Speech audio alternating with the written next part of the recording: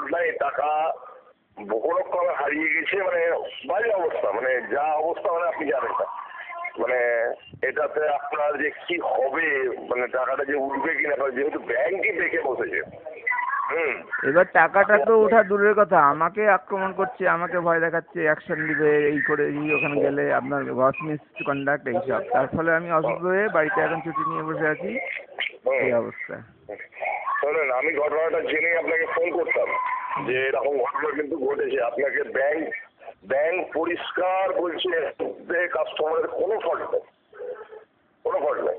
এটা টাকা মানে ওখানে মানে মিসিং হয়েছে, ব্যাংক এটা বিশ্বাসই করছে না। মানে কাস্টমার আমি ঠিক মতো যতটুকু করেছি তাতে আমার কাছে খুবই খারাপ রিপোর্ট দিচ্ছে। মানে যেটুকু করতে গেলে তাদের ব্যাংকই তো পুরো উল্টে আছে, একদম পুরো উল্টে আছে। আর আমার তো হাত পা বাঁধা, ভয় দেখাচ্ছে, কারণ নিয়মটা আমি জানি এটা ঠিকই নিয়ম, অ্যাকশন ব্যাংকেরই নেওয়ার কথা। কিন্তু ব্যাংক অ্যাকশন তো দূরের কথা, পুরো আপনার এগেনস্টে কথা বলছে। কিন্তু বিষ্ণু ঘোষ আরেকটা ট্রে ভেতরে যে ট্রেতে করে টাকা গেল, ওই ছবিটা দেখতে এসেছিল, ওটাও দেখেছে। আমি ছুটি ছিলাম ওই সময় দেখেছে। আমার ওই বোর্ডের ছেলেটা ফোন করে টাইম ডেট জেনে নিল, বললাম ওটা একদম ক্লিয়ার এসছে।